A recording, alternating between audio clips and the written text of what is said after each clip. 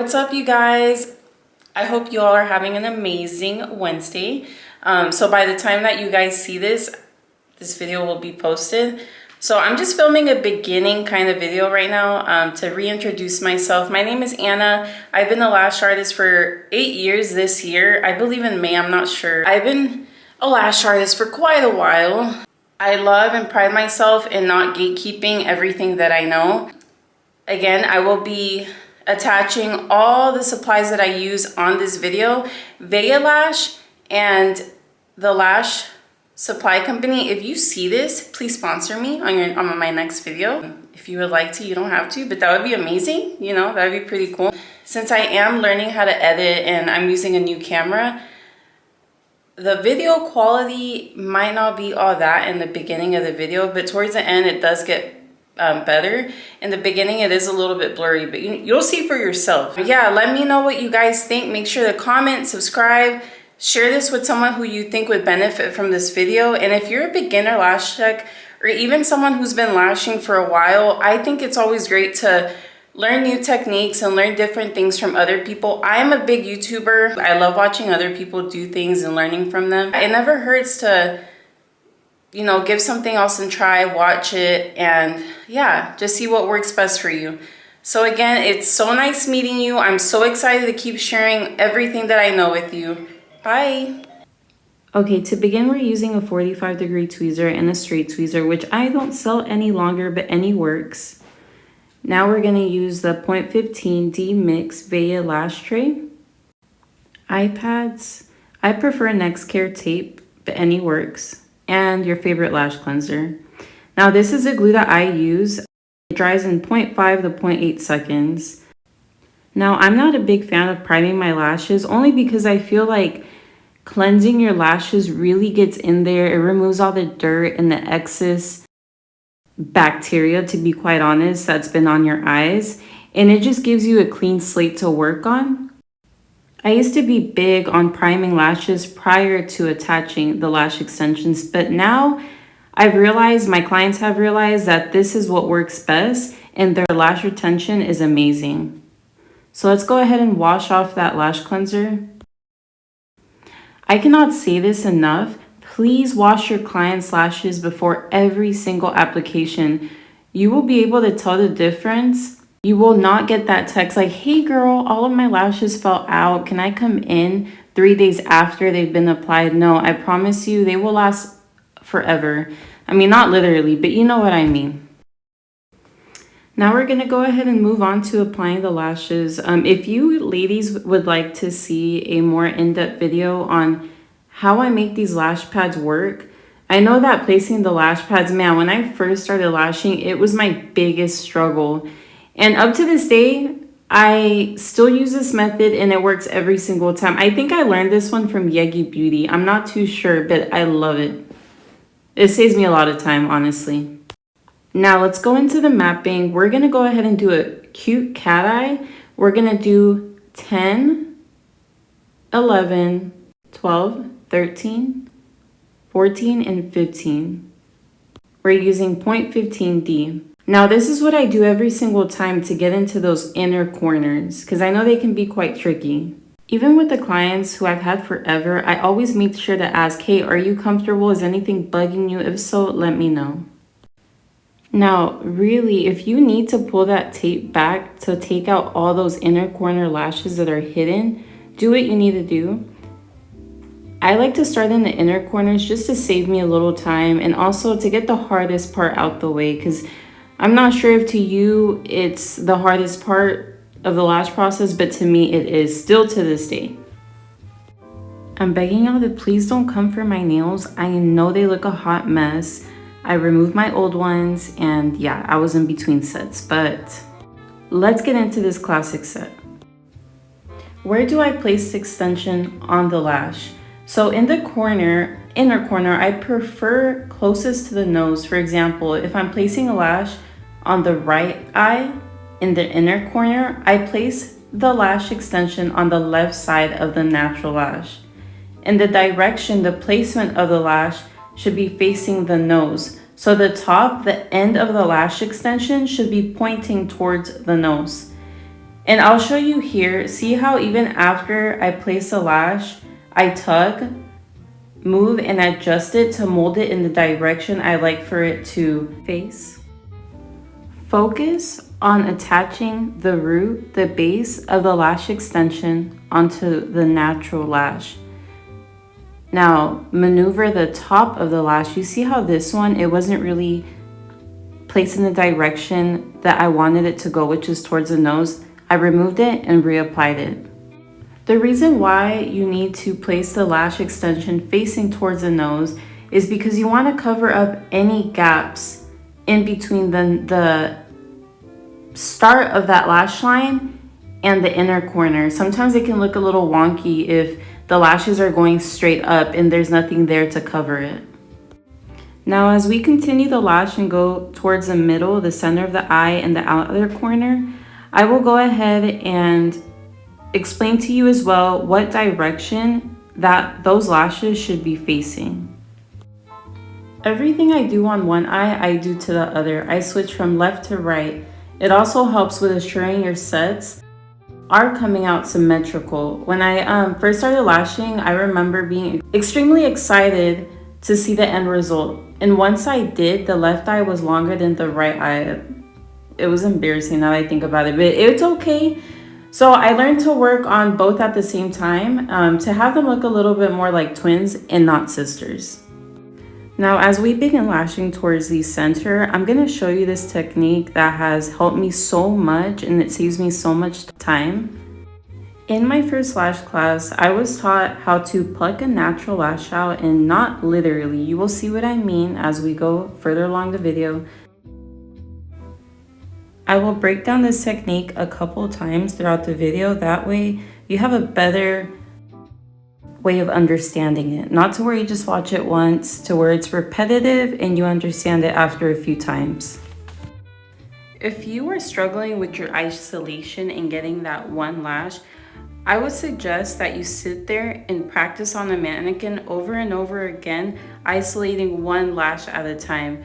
Because if you don't have your isolation down, it is a little hard to understand how to place classics or fans and etc.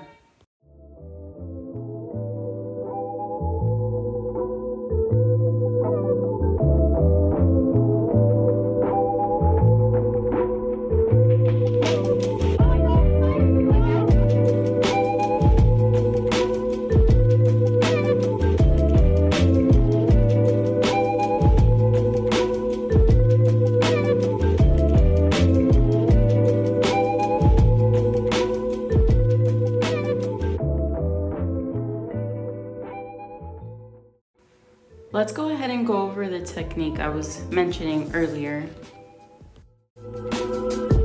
What you do is you isolate one lash, then you continue to slide another lash out next to the one that's already been lashed.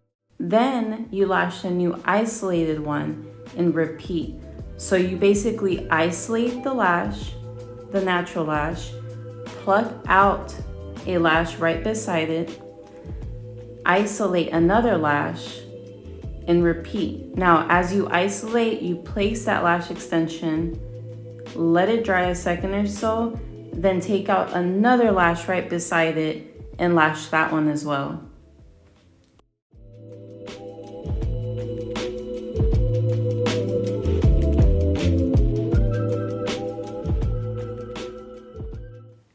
I realize that whenever I place a piece of tape right underneath where I'm working, it helps me see better.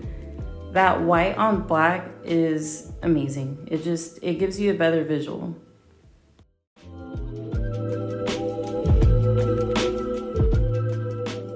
You see this isolated lash? I went ahead and isolated two at the same time.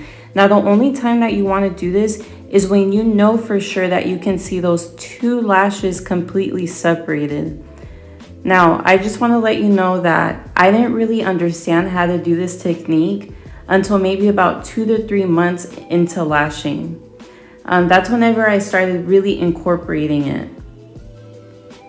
You also want to make sure your glue isn't too slow of a drying glue.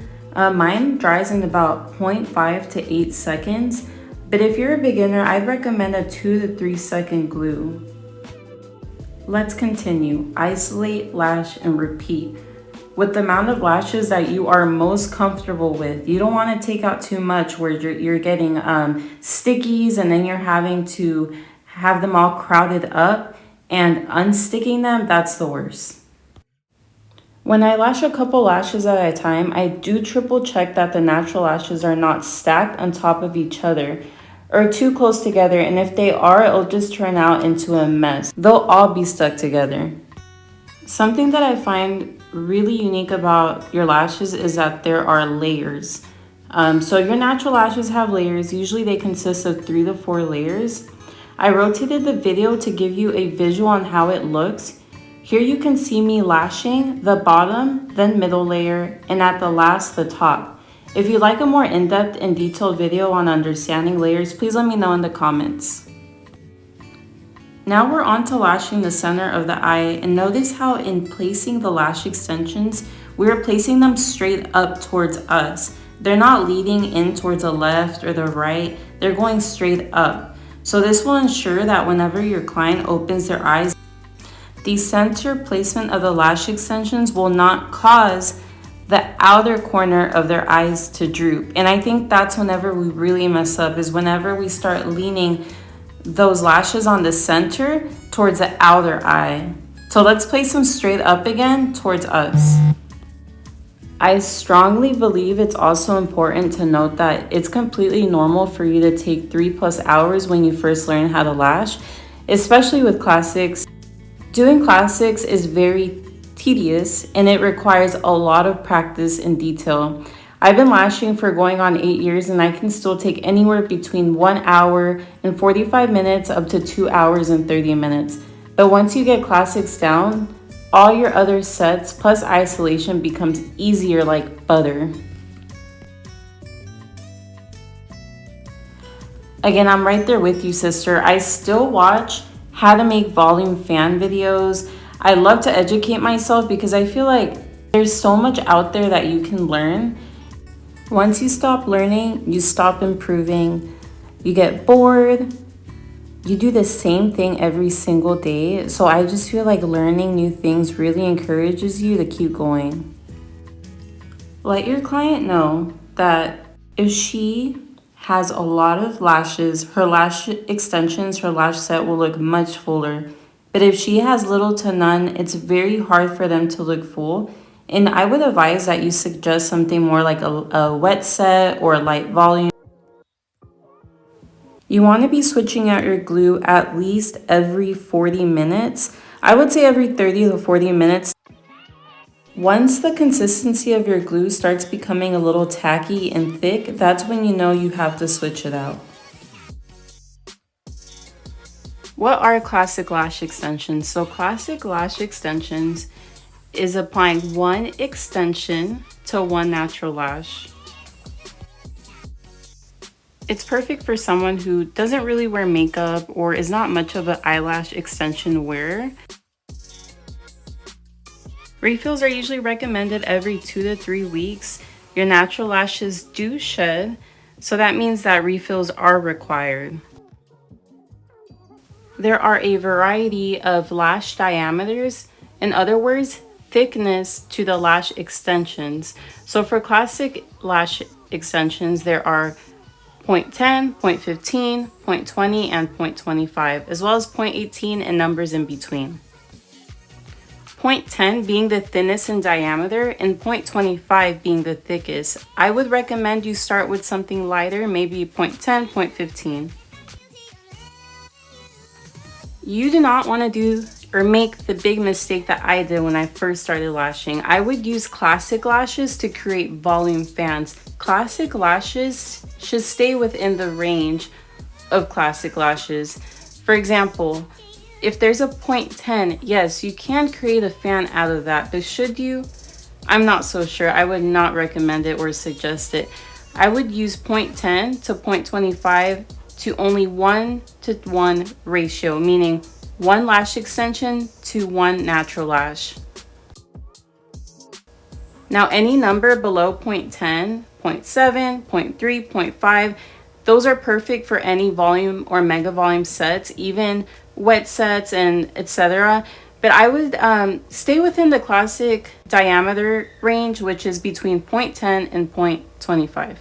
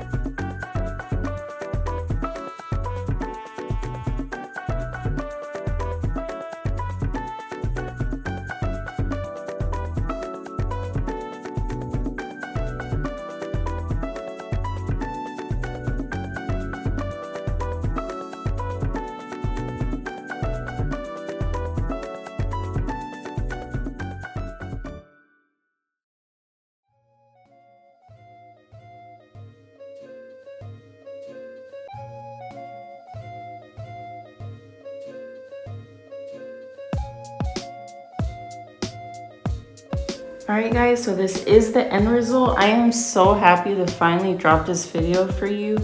It's been long in the process, but here you go. I hope you like the results. Make sure to subscribe, comment, and share. And I hope that you guys have a lovely day. Thank you so much, and God bless you.